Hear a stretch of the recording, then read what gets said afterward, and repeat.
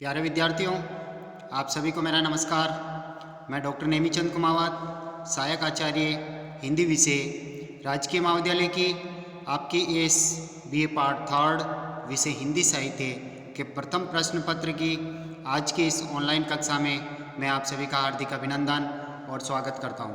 प्यारे विद्यार्थियों, आपके इस प्रथम प्रश्न पत्र में कविताओं की एक पाठ्य पुस्तक संचालित है।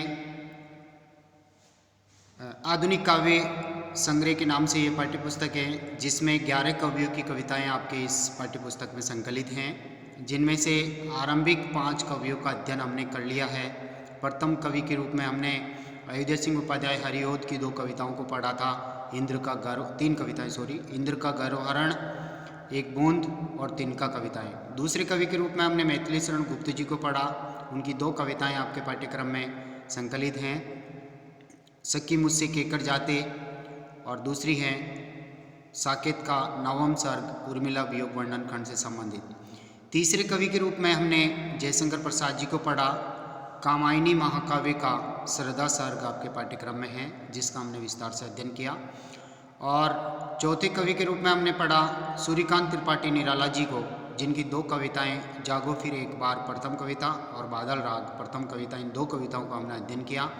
5वें कवि के रूप में संकलित हैं सुमित्रा नंदन पंत, जिनकी 2 कविताएं, एक नौका विहार कविता और दूसरी परिवर्तन कविता, जो एक लंबी कविता थी, जिसका हमने विस्तार से 10-11 ऑनलाइन कक्षाओं में हमने अध्ययन किया है। आज हम इस पाठ्य पुस्तक में संकलित आधुनिक काल की राष्ट्रीय काव्यधारा के प्रमुख प्रतिनिधि कवि रामधारी सिंह दिनकर को हम पढ़ने जा रहे हैं। राष्ट्रीय काव्यधारा के प्रतिनिधि कवि हैं माखनलाल चतुर्वेदी। इस काव्यधारा के प्रवर्तक कवि के रूप में जाने जाते हैं। एक पुष्प की अभिलाषा उनकी एक कविता थी। और रामधारी सिंह दिनकर प्रथम राष्ट्र कवि के रूप में माने जाते हैं मैथिली शरण गुप्त, और दूसरे राष्ट्र कवि के रूप में चर्चित हैं रामधारी सिंह दिनकर जी, और ये राष्ट्रीय काव्यधारा के प्रमुख प्रतिनिधि कवियों में हैं। देखिए, इनका जन्म सन 1908 ईस्वी में और इनका देहावसान 1974 ईस्वी में हुआ। श्री रामधारी सिंह दिनकर जी का जन्म एक कृषक परिवार में 23 सितंबर 1908 के दिन बिहार के सिमरिया नामक एक गांव में हुआ था, जो पटना से लगभग 60 मील दूर जिला बेगूसराय में स्थित है।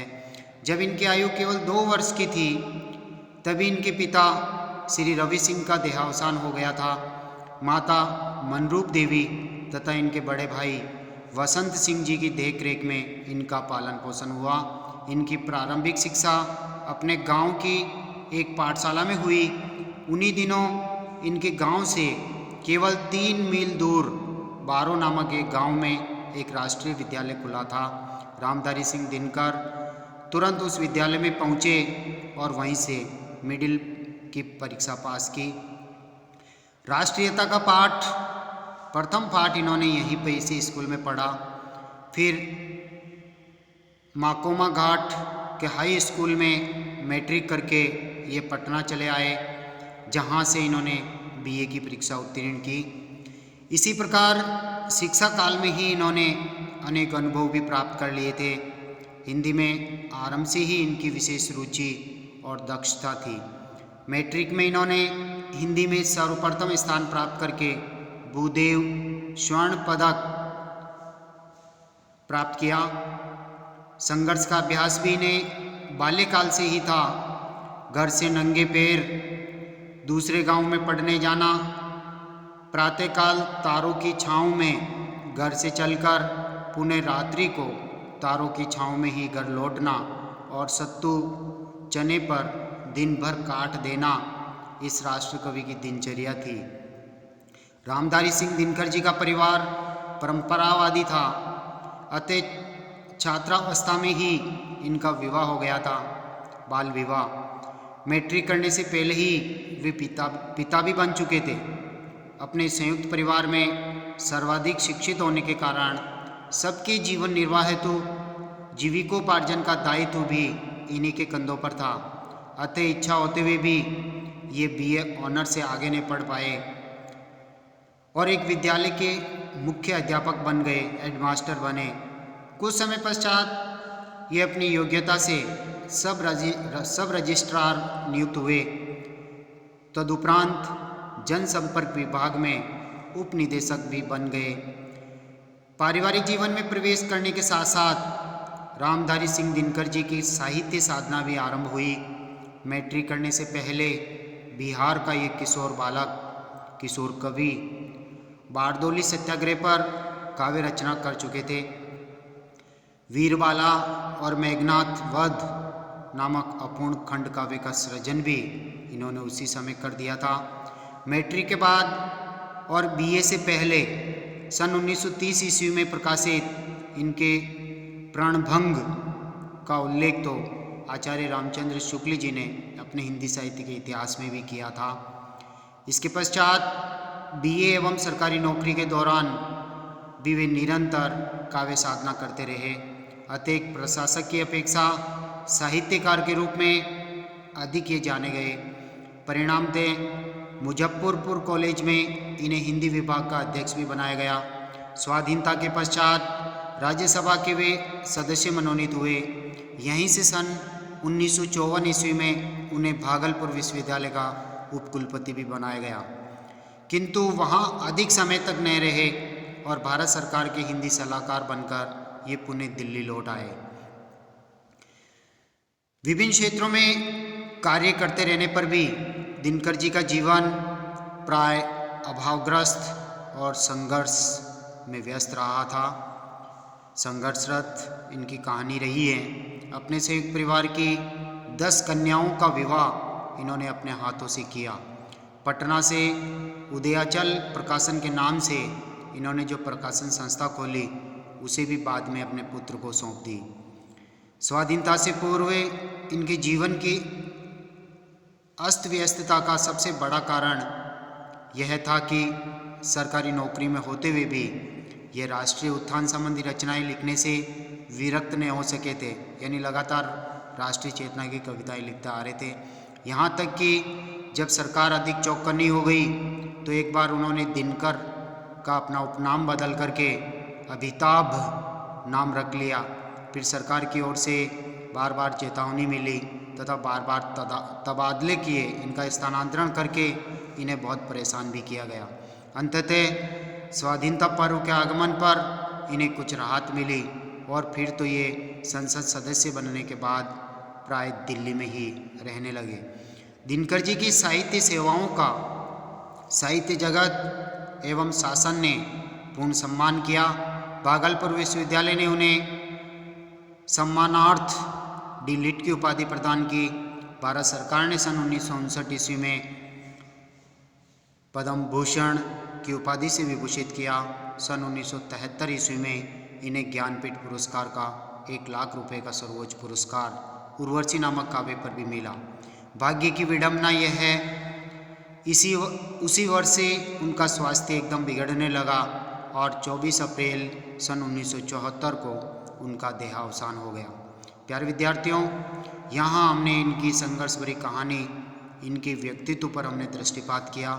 इनकी जो काव्य कृतियाँ हैं उन काव्य कृतियों का एक पृष्ठ इन कविताओं के अंत में मैंने जोड़ा है, तो देखिए उन पर भी हम दृष्टावलोकन कर लेते हैं।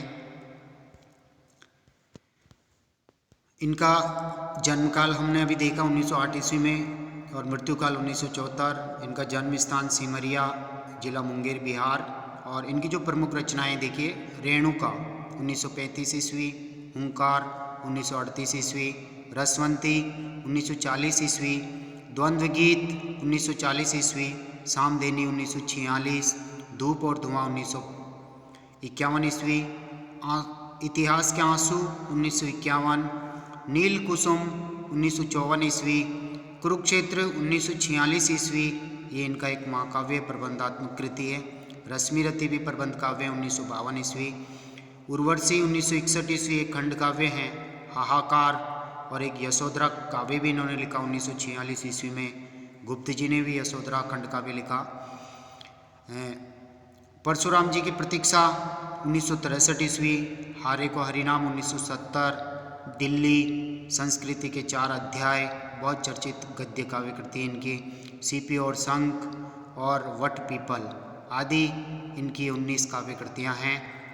कुछ विशेष तथ्य, हिंदी साहित्य जगत में ये अनल कवि के रूप से विख्यात है, आग के कवि के रूप में ये विख्यात है। और मैंने अभी हाल ही में बताया था, हिंदी के जो प्रथम राष्ट्र कवि हैं वो मैथिली शरण गुप्त हैं, और दूसरे राष्ट्र कवि के रूप में दूसरे राष्ट्र कवि के रूप में रामधारी सिंह दिनकर जी काफ़ी चर्चित हैं। और इनको जो पुरस्कार अभी हमने हाल ही में चर्चा की थी, उर्वशी काव्य रचना के लिए इनको 1972 ईस्वी में ज्ञानपीठ पुरस्कार प्राप्त हुआ था 1 लाख रुपए का। और संस्कृति के 4 अध्याय रचना के लिए इनको 1959 ईस्वी में साहित्य अकादमी पुरस्कार से भी नवाजा गया। इन्हें राष्ट्रीय जागरण तथा भारतीय संस्कृति का कवि माना जाता है। तो प्यारे विद्यार्थियों, ये था रामधारी सिंह दिनकर जी का कर्तृत्व और व्यक्तित्व, जिसमें हमने गंभीरता से अभी चर्चा की है। और अब हम आपके पाठ्य पुस्तक में जो इनकी एक कविता संकलित है, कुरुक्षेत्र नामक महाकाव्य का एक षष्ठ सर्ग, छठा सर्ग आपके पाठ्यक्रम में दिया हुआ है, जिन पर आज हम अध्ययन आरंभ करने जा रहे हैं। देखिए, इस कविता का प्रथम छंद आपके सामने है, कुरुक्षेत्र का छठा सर्ग। यानी आज के आधुनिक युग में महाभारत कालीन की परिस्थितियाँ कवि को नज़र आती है, वैसी ही मानवीय मूल्यों का पतन कवि यहाँ देखते हैं। हालांकि आधुनिक युग में मानव ने बहुत उन्नति कर ली है, वैज्ञानिक उन्नति कर ली है, कई तरह के आविष्कारों को जन्म दे करके मनुष्य इस प्रकृति का सर्वश्रेष्ठ प्राणी साबित हो चुका है। लेकिन फिर भी वही युद्ध, वही हिंसाएं, वही शोषण की जो स्थिति है कवि को चारों ओर नज़र आती है। तो कवि यहाँ पर चिंता व्यक्त करते हैं। देखिए, इस कविता का प्रथम पद आपके सामने है, धर्म का दीपक, दया का दीपक, कब जलेगा विश्व में भगवान। तो कवि यहाँ संबोधित कर रहे हैं कि हे प्रभु, इस संसार में धर्म की कब स्थापना होगी, कब एक ऐसा धर्म जिसको सभी माने, यानी मानवीय धर्म की स्थापना का दीपक कब जलेगा, उसकी रोशनी संसार में कब फैलेगी। दया का दीप, हर मनुष्य एक दूसरे के ऊपर दया दिखा सके, करुणा दिखा सके, यानी एक तरह से हंसी खुशी से नवीन मानवता का जन्म कब होगा, जो एक वसुधैव कुटुंबकम के परिवार के रूप में इस पृथ्वी तल पर निवास कर सके। तो कब जलेगा विश्व में भगवान, प्रश्न अलंकार है। यहाँ पर प्रभु से दिनकर जी प्रार्थना कर रहे हैं कि धर्म का और दया का दीपक इस सृष्टि पे कब जलेगा, कब सुकोमल ज्योति से अभिषेक, यानी एक कोमल रोशनी से भीगी हुई मानवता का विकास कब होगा, कब सरस होंगे जली सुखी रसा के प्राण, रसायन पृथ्वी, अर्थात ये जो धरती है, सांप्रदायिकता की भावना, हिंसा, शोषण, आक्रोश, विद्वेष, इस तरह की छीना झपटी जो महाभारत कालीन स्थितियाँ आज भी कवि को नज़र आ रही है, जिससे ये धरती माता अत्यंत संतप्त है, अत्यंत दुखी है, अत्यंत पीड़ित है, बेचैन है। तो ये बेचैन और संतप्त इस धरती माता पर सरसता का संचार कब होगा, ऐसी मानवता का जन्म कब होगा जहाँ पर वो धर्म का दीपक जला सके, आध्यात्मिकता की लौ पूरे विश्व में फैला सकें, और करुणा जैसे इन मूल्यों, दया जैसे इन मूल्यों की पुनः स्थापना कर सके जिनका पतन हो चुका है।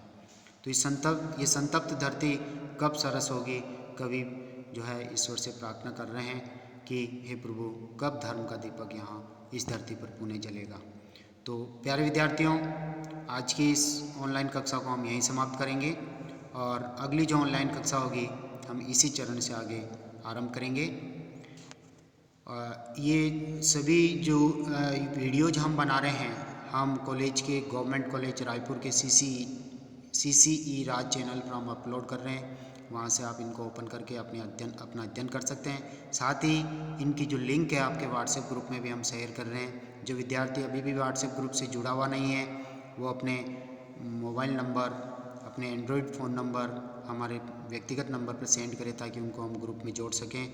साथ ही कोई विद्यार्थी पहली बार इन वीडियोज़ को देख करके अपना अध्ययन कर रहा है, तो वो इन वीडियोज़ को एक बार लाइक ज़रूर करें, इस चैनल को सब्सक्राइब करें, ताकि उनकी महाविद्यालय में ऑनलाइन उपस्थिति को सुनिश्चित किया जा सके।